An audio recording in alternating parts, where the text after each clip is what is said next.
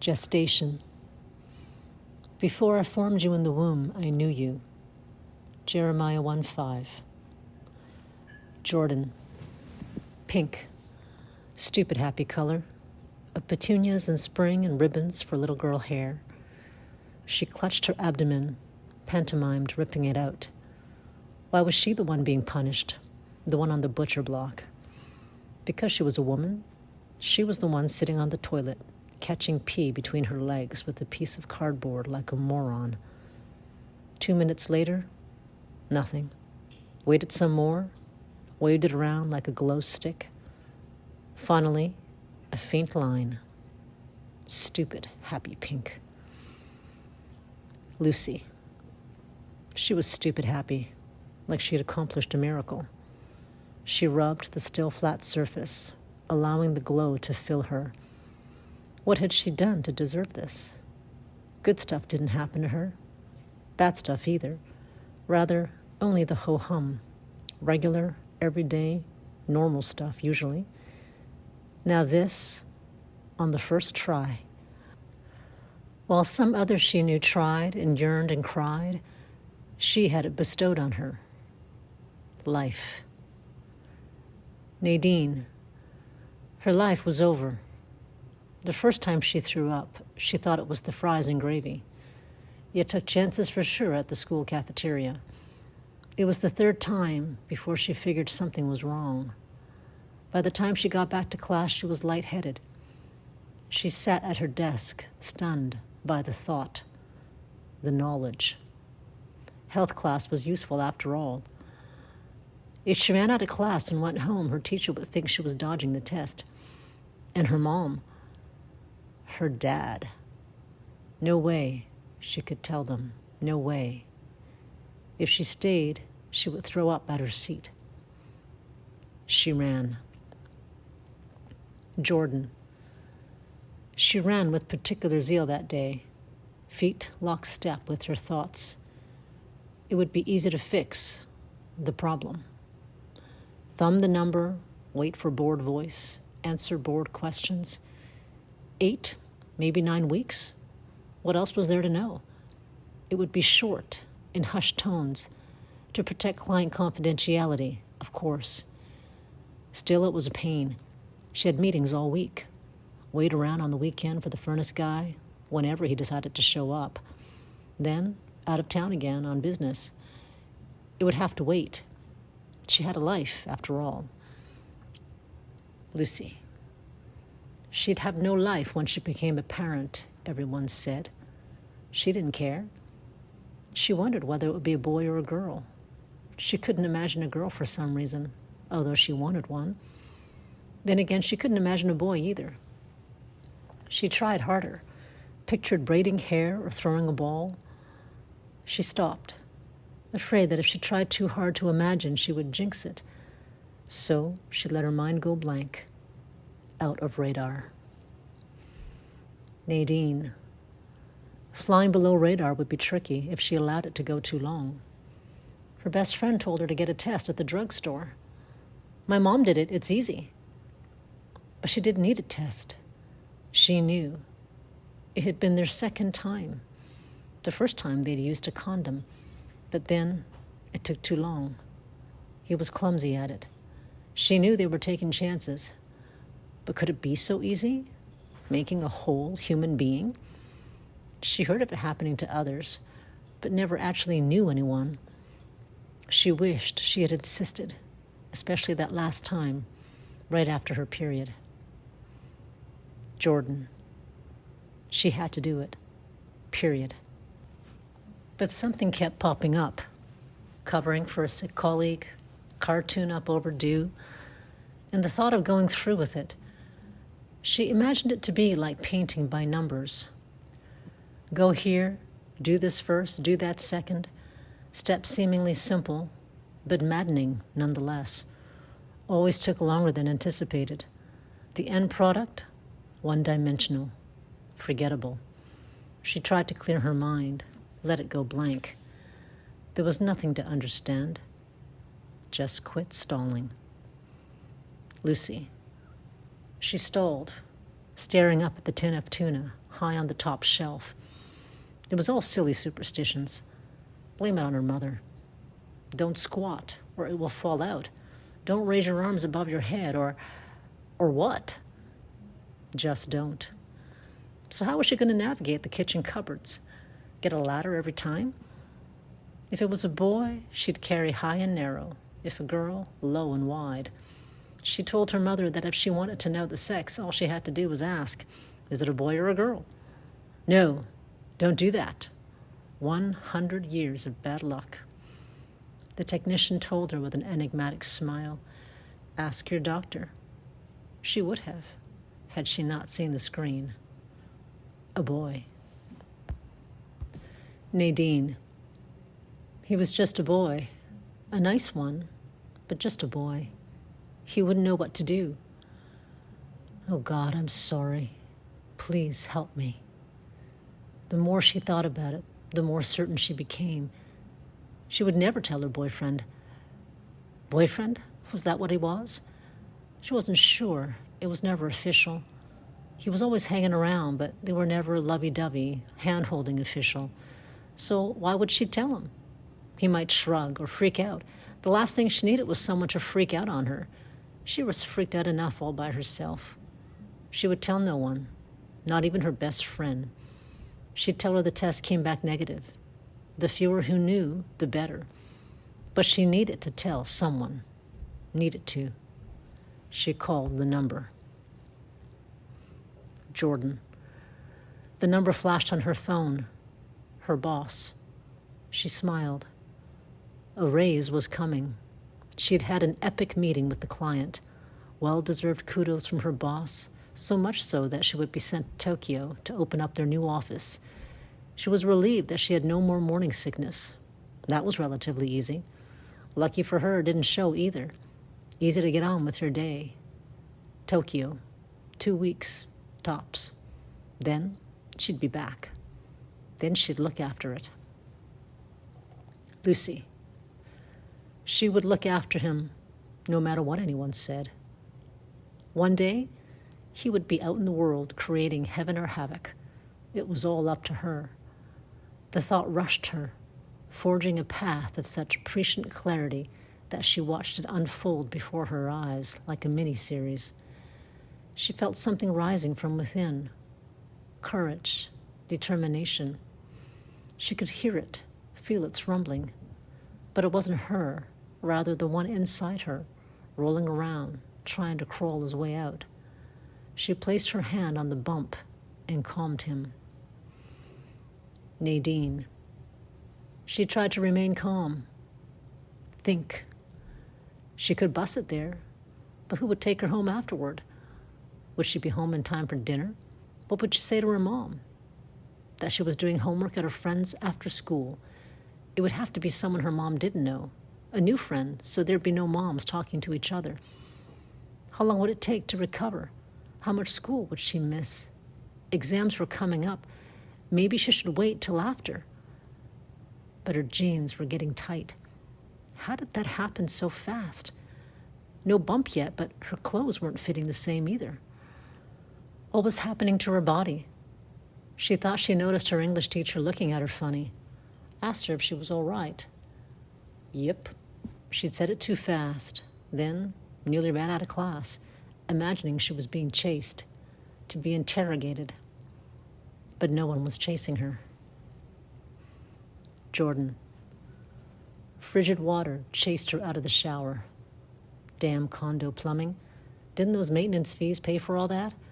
She hopped out fast, stumbling over the bath mat, mind fixed on coffee and traffic conditions. The mirror's glint in her peripheral grazed her like a blade. When had this happened?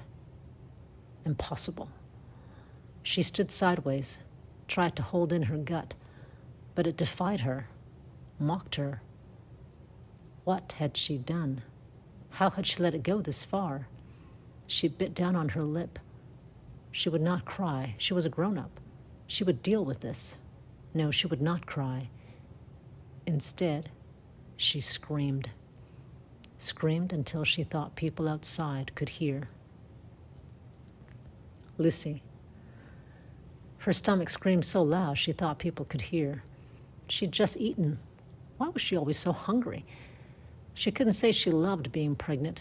It was work, and her growing belly terrified more than thrilled. She was the size of a child. How had she not thought this through? He had said it would be fun, like having a puppy. Right. She looked down at the inescapable, full-blown reality. Of course, she was being stupid. It would all work out, despite what the doctors told her, warned her about. People all over the world had borne lives before her, many less capable and perhaps less deserving than she. She had no delusions that parenthood would be easy under any circumstances. No, she would enjoy the blessing, receive it, all of it. There was no such thing as jinx. Nadine. Jinxed, that's how she felt. Just plain rotten luck. She heard other girls did it all the time, way before she ever did, but they never got in any trouble. She'd heard of girls doing it themselves, got rid of it, drinking bleach, other awful methods that she could not even stomach imagining. She wasn't stupid like those other girls. Okay, maybe she was. But she knew she needed a real solution, only she didn't know what the solution looked like. She was 17, a high school senior, honor roll. It was a no-brainer, wasn't it? What could she do? Have it and live happily ever after under her parents' roof? Mom, dad, daughter, son, and baby? Grandbaby? The picture could not be more bizarre. Would her brother finally stop teasing her or tease her more? Or worse, would he think she was a slut? He would never say it. He was only 13. Would her baby be his nephew or more like his brother? Jordan. The feeling was bizarre, foreign, but she could not suppress it. Acute shame. But there was still time. People did it all the time in the second, even third trimester. Her boss had looked at her funny. Had he? Ridiculous. It was because she'd never asked for time off in her life, ever. Are you all right? Of course. Of course. She conceded that she'd been stupid. She shouldn't have delayed. She'd been busy. She had a life, a career. Shit happened, certainly to men all the time. She had a right to screw up once in a while. It was no one's business, least of all her boss, or any man for that matter. No one's business but hers. Lucy. She was all business. No decorating or mommy excesses. Although the room was quite bare, there was a bed and change table. The essentials. Never once had paint color or Disney mobiles entered her mind. Who cared? She spent her waking hours reading to him, singing lullabies. He would know her voice before seeing her face. Terror had settled into fascination.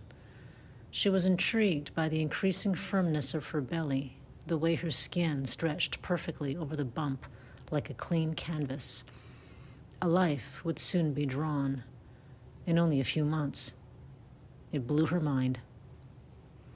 Jordan. She knew by now how to calm her mind. 102.5, easy rock. It lulled her to sit, wait in the room that was not cold or sterile as she had imagined. Would it happen? Of course, it had to, but she couldn't picture it. Walking out with the load off and skipping back to work, all she could see was haze. Please, be quick. Skip the talk. What was there to say? 4 months? Had it been more? How many ways were there to make it go away? Why did it matter? Get it out any which way you can. Don't tell me anything. Nadine. She should tell her parents. Idiot. Telling them would make it their decision. And she didn't want anyone to decide for her. Or maybe she did. What would they say anyway? Strange, but she could not predict. They were conservative. What did that mean? That they wanted low taxes and for criminals to go to jail. But what did it mean in her situation? Would they make her keep it, to take responsibility for it, or insist that she tell the father? His parents. Forget that. Or would they scream at her for bringing shame, then insist that she got rid of it? Was that what she wanted? Lucy. She'd never wanted anything to happen so much or quicker. To hold the reality, to know his safety in her arms, never to be harmed or touched without her say-so. The bed squeaked sharply with her movements. Every stimulus filled her senses like Chinese mustard.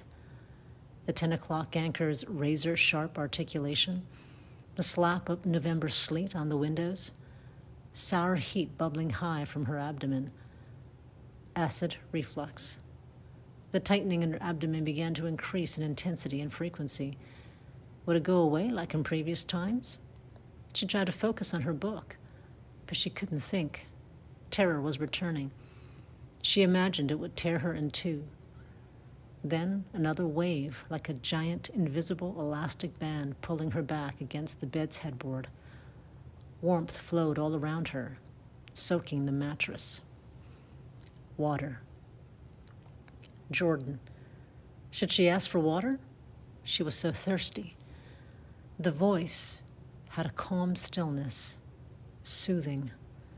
She glanced at the clock high on the wall. 3:12. She was not afraid. The voice belonged to a woman. A woman was safe. A woman would take care of her. A woman would not harm another woman. Just relax, the voice behind the blue mask crooned. You're doing just fine. Yes, she was fine. Relaxed. So much so that she felt a head rush. The sensation of hot mustard burning her sinuses. Tears flowed down over her temple, into her ear, partially deafening her, cold by the time it reached her neck. You're going to be okay. It's just not the right time. Maybe there'll be another time. You're doing the right thing. Nadine. The blue and white text bubble flashed on her phone. Are you going to do the thing? Lucy. She was doing it. Push! The voice felt like a sonic boom. She was startled into obedience, pushing past the pressure she thought would rip her in two. She'd been at it for 15 hours, according to the clock behind the masked head. Push! And she did again. A guttural, otherworldly cry. And again. From an unknown place, agony, conviction, euphoria, awe. She reveled in it, found comfort there. Her mouth opened again from the place only God knew. Jordan. For God's sake, what was taking so long? In her peripheral, there was movement. Quick, fastidious. The clinking of metal, the squeak of trolley wheels on a concrete floor. Curate. Quiet one way, almost a whisper. She was acutely aware of the stirrups under her feet, no longer cold, but warm and comfortable. As promised, she felt no pain, only momentary pressure. Forceps. She forcibly moved her neck from side to side, unclenched her jaw. Client meeting at 6 tonight. Don't forget to bring the case file. Suction. Leftovers in the fridge. Just some remnant tissue, almost there. Or you could always grab a pizza. It's done. You're going to be fine. She looked at the clock, blinked. Was it only 3:30? Nadine. 3:30, already. The day had blown by in a blur. She kept her head down, going to her locker. She could not see a way forward or back, a reality she could not picture. The shame was unbearable. She could not support herself and couldn't imagine living with her parents under the circumstances. But the alternative was, she could not comprehend. Lucy. She did not comprehend the sudden wailing. Was it from the next room? Then a tiny red face suddenly thrust before her. Congratulations. How was he here already? The red face cried out again, and her eyes fixed on the exposed pink gums. A sprout, tender life, totally, entirely, wholly, and terrifyingly dependent on her to sustain. Without thinking, she pulled down her gown as gloved hands placed him on her bare breast, skin on skin. We'll need to take him for tests. He looked so angry, his little body shaking with each gasp as they whisked him away. Her every cell ached to comfort him. Jordan. She did not need to be comforted. Pushing herself up to sit, she fell back heavily onto the bed. Relax. You're going to need some rest. Her eyes followed the cart as it was quickly rolled away, covered over with a blue paper napkin. The problem was gone, moved out of sight where it would not bother her again. What bothered her was the pounding in her head, the weight on her chest, the pain in her gut. The prospect of having to wear a diaper presented a whole other inconvenience. Would she make her 6 o'clock? She willed herself to think of logistics, the time it would take to cut through rush hour traffic, but she couldn't think. She could not take her eyes off the cart. The blue paper napkin. She wanted to do the unthinkable. What would she find? Without warning, it began to quiver. First, barely perceptibly, then, with increasing violence. The cart shook and quaked until it erupted in a fantastic, lava-like explosion. Her every cell ached to be consumed by it. Nadine. Why do they call it consummating a marriage? If that defined a marriage, then there'd be a whole lot of married teenagers running around. She wasn't sure she even loved him. A crush, yes, but love? If she thought so before, she didn't anymore. He got all weird afterwards, trying to act all manly. She liked him better when he was just her friend. How would he react if he knew? It's not like they would get married. At that moment, he was probably playing Call of Duty and snacking on Cheetos. So why was she so fussed about it? It didn't have to be so complicated. The person on the phone even said so. She needed to do what was right for her. She had savings from her summer job. How much would it set her back? Or was it free? She'd forgotten to ask. Then, suddenly nervous, she'd hung up. Lucy. She tried not to get hung up on the difficulties. Focus on the positive. They'd said he could remain with her briefly. Then, back to isolation for observation. How would she care for the screaming infant in the glass cradle beside her? Through this night or tomorrow or the day after? What of the next 2 decades? His needs were exceptional. She had been forewarned. Her legs shook uncontrollably as she tried to stand. She had no will to keep her eyes open, to feed herself, even to relieve herself. She felt a profound fatigue so deep it seemed to come from her bones. Jordan. She felt a sudden chill in her bones. Could she have a blanket? She had done nothing but lie still a little more than 30 minutes, yet exhaustion bore on her. It was over now. Tomorrow was a new day. Her life would return to normal. The nightmare was over. Lucy. A nightmare woke her. They had taken her baby. In a panic, she kicked off her blanket, soaked in sweat. Then she saw the cradle. Relief. She admired his brave little head through the glass. He needed her, like every child needed his mother. Her dream had begun. Nadine. The nightmare got worse. What would happen to her dream of becoming a doctor? Jordan. Despite sheer will, her eyes again found the cart covered with the blue paper napkin. A paper napkin that might have been used to cover potato salad at a picnic. She took a deep breath. easy. Lucy. Despite sheer will, she closed her eyes, giving herself to sleep.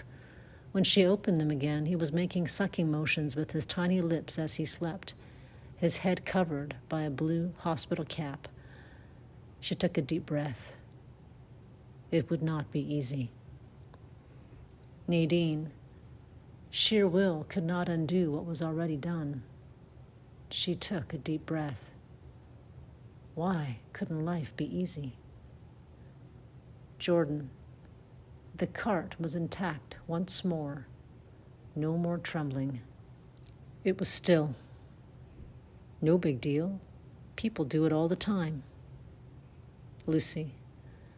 Filled with compassion, she sat up and brought him to her breast. Finally, he was still. No big deal. People do it all the time. Nadine.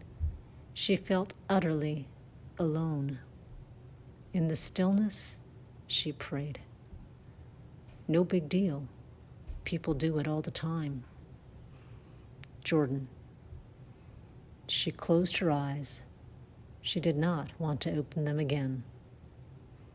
Lucy. Her eyes were heavy, but she did not want to close them again. Nadine. She wanted to close her eyes, but she could not.